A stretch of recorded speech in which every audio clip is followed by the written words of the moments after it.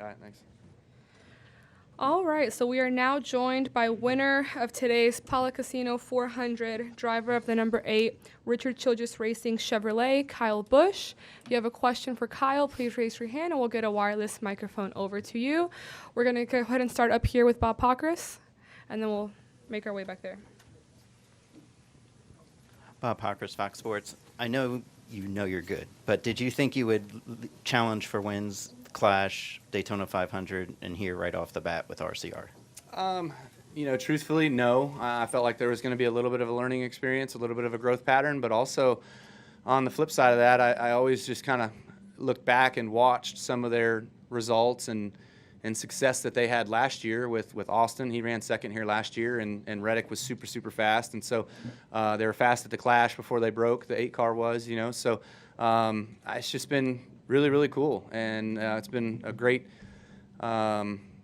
piece of we're making history, right? But a great piece of opportunity to go out there and continue to win races at a new team with RCR. So I can't say enough about Austin giving me a call first and foremost, but then, Richard and Judy giving me this opportunity to go out here and race for wins, and thankful to be a part of our Lucas Oil Chevrolet team today.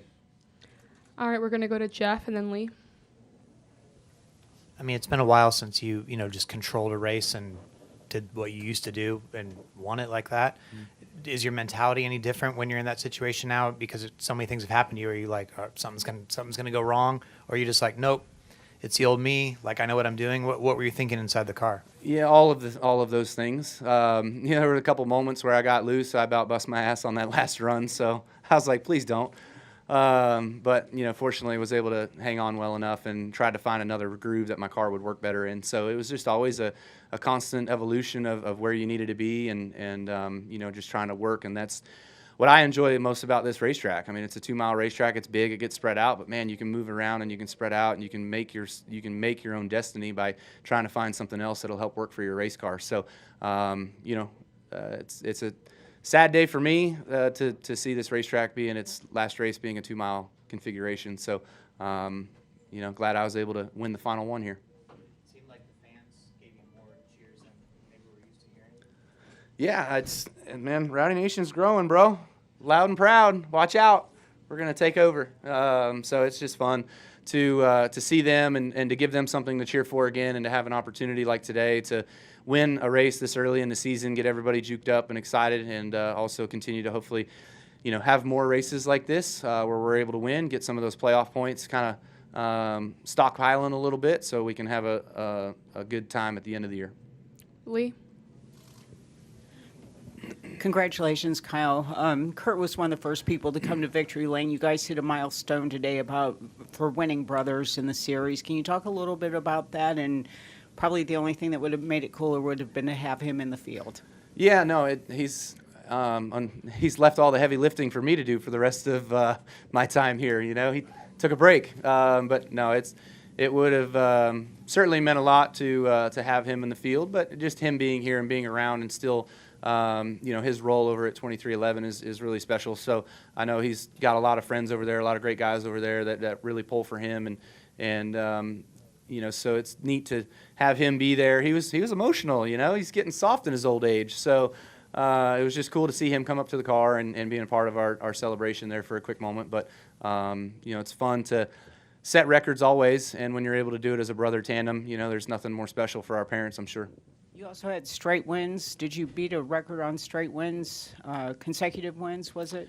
Years, yeah, 19 straight years, yeah. So now Richard Petty had that record. He and I were tied at 18. So, there's not very many records that you can beat that Richard Petty has, and certainly that was one that I set early on, long time ago, that I always wanted to achieve and get. And so I'm just so thankful for the opportunity to set that bar, and would love to continue to keep raising it.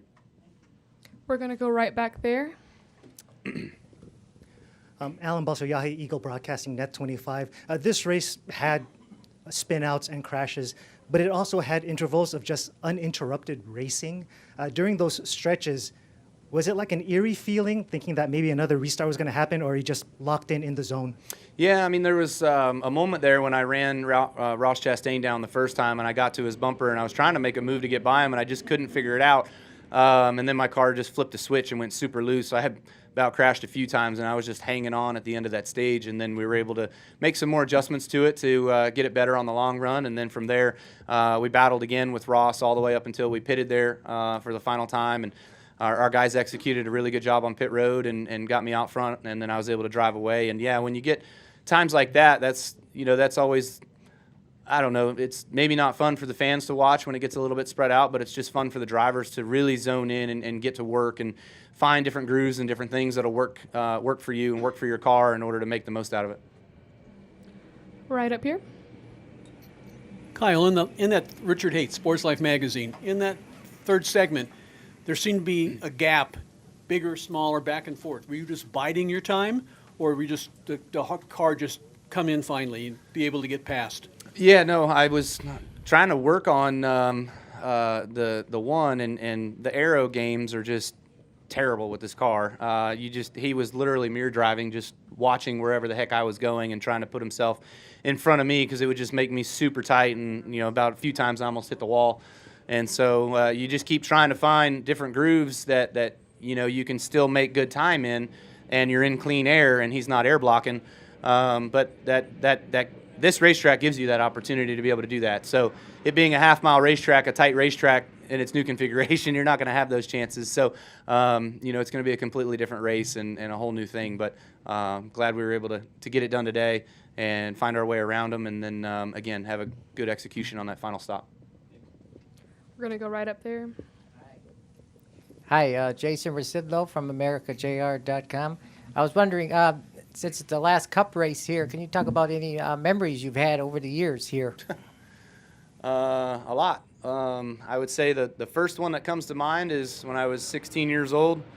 I came here to run in the Craftsman Truck Series, and I practiced. I was fastest in practice and had a really fast truck, and then somebody decided I wasn't old enough to race, and so they kicked me out. And that was my welcome to NASCAR moment and welcome to California Speedway moment. But was able to come back, and when I came back here for the next time that I came back was, I ran Xfinity here. My first Cup Series start here, I was able to qualify on the pole, and then we finished 25th. And then my second time here, I qualified 25th, and I finished first. So that one was much better. But first win, my first Cup Series win was here.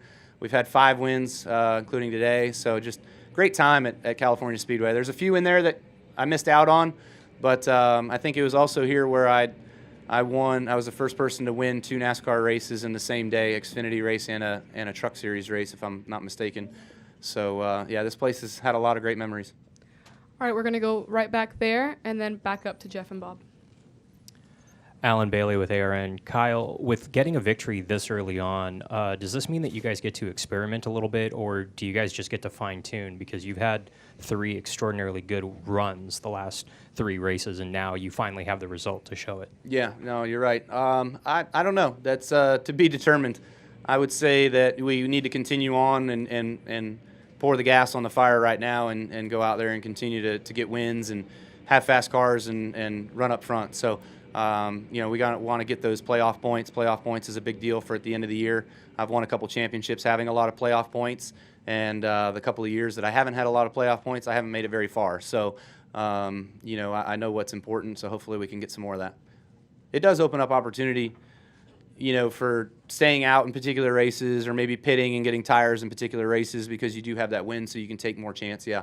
But I don't know that you'd mess with setup stuff really much. Jeff? How much of your swagger do you think you have back, and like what percent do you have to go to be feeling like your old self, where you're just every week in the mix and knowing that you can do it? Well, this is the first race nobody ran into me, so I held my own destiny today, and I felt like I did a good job of that. But every other race this year, I've been run over, so I'm into getting my results haven't been indicative to how we've been running. But yeah, I mean to answer the swagger part, just it's great to have the group that I do, and I was excited about working with them, and when it all came through, and I had basically I got hired. but it's been fun to work with them and behind the scenes. And just last night we just went and had a go-kart night and had some fun. So, just kind of laying low and letting loose a little bit and having fun right now. Bob. Bob Parkhurst, Fox Sports. I know last year you said you didn't really know why you struggled, quote unquote, struggled as you did. Oh, we did. Okay, so do you have any idea why, like, how do you go from where you were last year to where you are now? Yeah, I'm not sure. You look at how the 8 car ran here last year, and they were fast. They had a really, really fast car, and I did the sim session stuff with them and worked on what they had here last year, and then kind of changed a couple things to what I felt like I could do or race better, be more comfortable racing for myself. And today it was just a completely different feeling of a race car than what I had here last year. So I think that's just different philosophies of how you go about it, and what this group here is doing to build grip versus my old group. Are we going to go right back there? Nick Charles Curry, Annenberg Media. If not for the sale of the track, of much of the track, how much longer do you think they could have run races here? Ooh, yeah, the old repave question. I don't know, man. We always wanted to keep Atlanta as long as we possibly could, but there finally was chunks coming out of the racetrack, so it gets tough. I mean, this place here, there's a lot of saw cuts out there. There's, the racetrack is pretty racy, but honestly, when you get about 8 laps into a run, you don't even go and bother with the bottom anymore. It's lane 3, 4, 5, and which is still plenty of racing room to get around here. But yeah, I have no idea how to answer that. The seams are kind of bad, but actually where they put, I think it's concrete patches at some of the places on the seams, those are super smooth and easy to go over. So if you just redid all the seams, maybe it would be fine. Back to Jacob. Up here, yeah. Justin Schuler kicking the tires. Kyle, a few years ago you celebrated win 200 across all 3. This is now 225. Do you see 250 or maybe even 300 in the future? Yeah, I'm getting a little old too fast for 300. Trust me, the aspirations were there. Don't get me wrong, but the limitations set by NASCAR is not going to allow that to come to fruition. So only being able to run 5 Truck Series races a year, that's going to be tough to get that total up in a hurry, or Xfinity for that matter. But, the Cup Series is where our focus is, and we need to be able to go out here and win races. So if this can be a fantastic year of knocking off, 5, 8 wins, whatever, that would be phenomenal, and all we could really ask for, being with a new team and having a new chance. Let's go right back there again.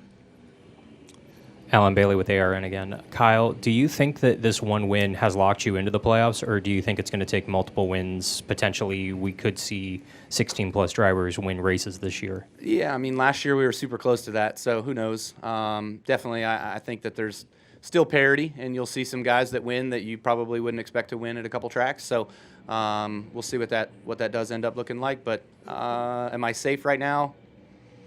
I'd like to think so, but if you ask me again in 10 weeks and there's 10 more different winners, then I would probably change my answer. We're going to go right up here. Chris Krestik, Racing Sports Radio out of San Diego. Congrats, Kyle. I was in victory lane, and clearly this track means a lot to you. Overheard you ask for a piece of the track. Yeah.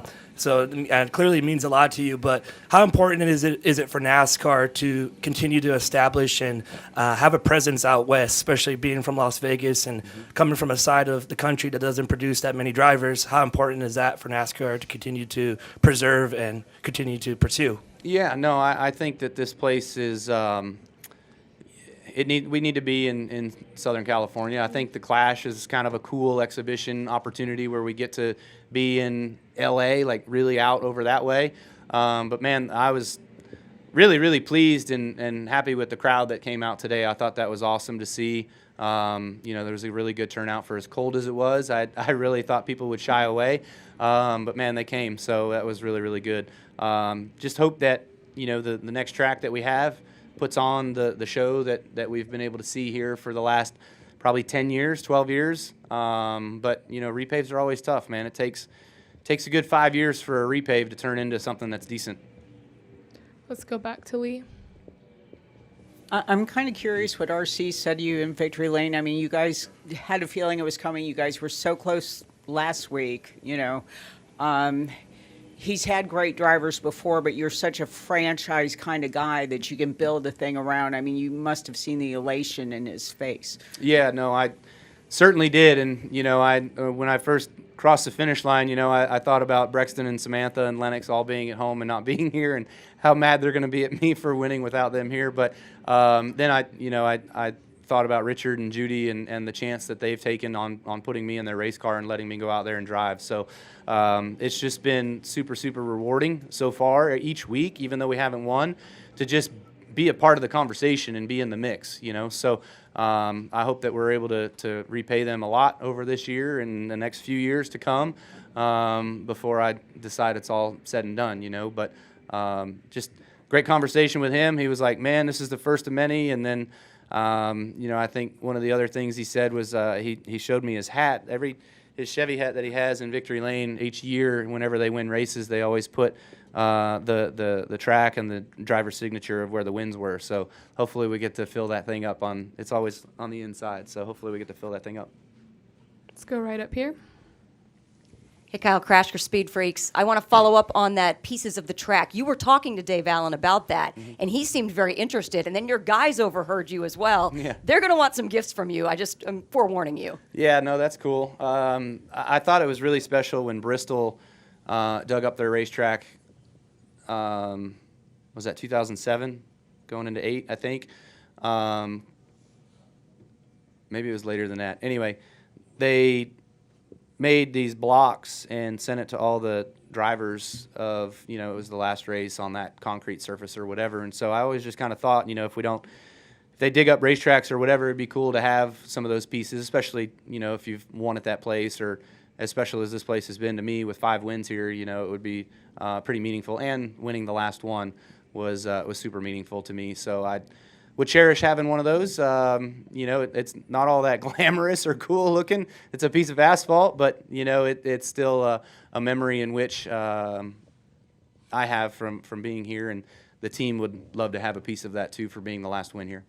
And then real quick, you had gone karting with your team last night. Can you talk about how you guys as a team have really come together over these last couple of weeks, just doing personal stuff, putting the cell phones aside and just having fun, and part of that is leading to basically what we're seeing on the track? Yeah, no, I think it's been really good, you know. Just the camaraderie within the group has been really fun. You know, they're all, I wouldn't say they're laid back. They're obviously hard workers, and they really dig in, but they have, you know, a great ethic about them that just sort of fits. And, you know, being at RCR, there's a lot of racers at RCR, you know, and so that's me. This is all I know. This is all I've ever done. And so having the chance of just kind of working with those guys that, you know, they don't give up, and they have all the grit in the world to go out there and give it everything they got. And when we wrecked in the duel last week, and they prepared another fast race car that felt really, really similar to that one, I was really impressed about the you know, the competition side of the similarities between the cars and being able to pull another one out. So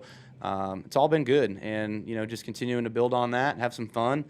I'm sure they'll have a great trip home. I'm waiting on Austin and Richard here before we head home, so it's going to be a good trip.